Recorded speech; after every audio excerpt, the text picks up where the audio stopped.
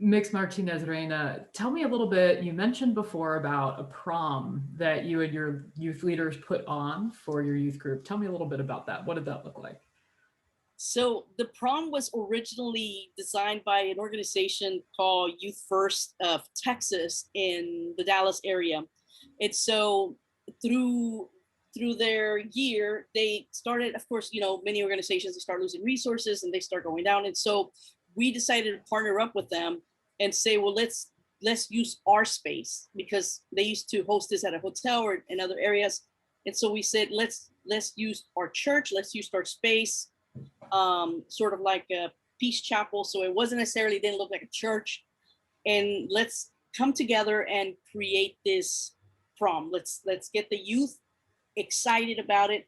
Let's come up with a theme. One year it was The Great Gatsby, so the Roaring Twenties. And so we started asking, putting things out in the community, in the congregation, saying we need Roaring Twenties dresses and pants or things, because we're going to be hosting a youth prom. And so we started early in the year trying to get all these fillers out, because then we had shoes, we had all kinds of stuff. And so part of the youth prom was to open the doors. The dance didn't start till 6, but we were open from 3 or 4. We had like a space open. And so we had the youth that came in, organized and decorated and set up everything, lights, sound. And so they owned it, they wanted it. And so as soon as they were done with school and they got off that bus, they joined us and trying to put this together, and balloons and everything. And then the kids that were coming early, we had people in our community, again, an organization. We need people to do makeup. We need people to do nails. We need people to do hair. We need people to do, and so we need you to bring your things. We need you to help us with bringing your things.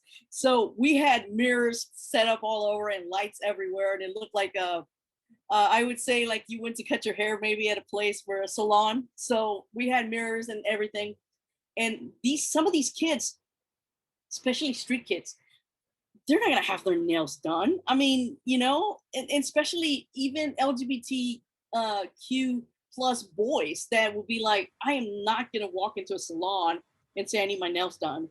And so they were doing their nails, they were doing all kinds of stuff and makeup, and then we had all these dresses and pants and stuff. So you had kids running back and forward from the restroom. And how does this look? And how does this look?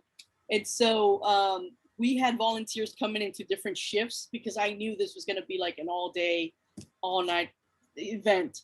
And so some youth workers didn't get out till 6. Some took the day off so they could come help sort of put everything together, then go home, rest, eat, then come back at 8. And so volunteers and shifts really helped with this. And other organizations coming in and helping with this as well, to have volunteers to create the space for all this hair, makeup, nails. And by the time 6-7 o'clock roar, music hit, everything hit, and you saw these kids coming from all over the church area, dressed up like they're going to prom. And the thing is that it was free. It was absolutely free. Someone said, well, we should charge $5. $5 is not a big deal. But when you live in the streets, $5 is a big deal. And we did not want to say, you have to bring this, you have to dress this way, we didn't want any of that. We did have people picking up tickets at the youth center. And part of that was because we wanted them to know about the youth center. So we wanted them to literally find the youth center and go get a ticket from the youth center, because some said, I've never even known that was there. So it was sort of a twofold thing. You can get it from the youth center or you can get it from the church. And there was a reason behind it. And it wasn't just about the fun and of dancing, of getting dressed up, of for one night, you can go on to this thing with your date. It wasn't about that as much as it was about them knowing that there are people around who are willing and able to help them make things happen. And so there was also in that space information that they can easily walk by and pick up if they're victims of violence, if they're victims, if whatever the case might be. we had things in the restroom. If you're experiencing violence, if you're a runaway, if you need to have STI testing, free, free, free, free.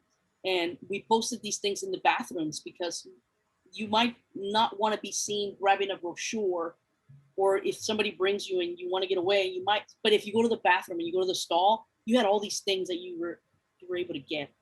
And someone said to me, God, Yadi, even the bathrooms are all decked out. And I said, hey, for some, that is the only safe place. So we wanted to make sure that you come, you have fun, you get excited, you have a great day, but you also took something with you, resources that might be helpful. So I love it. It's absolutely something that can happen. I know some schools are now letting LGBT youth be queens, and we had queen, king, and in between, and people were voting. So those who wanted to run for any of those categories would go and sign up, and then they had a sort of a little mini fashion show where they would talk about why they make the best queen, king, or in between.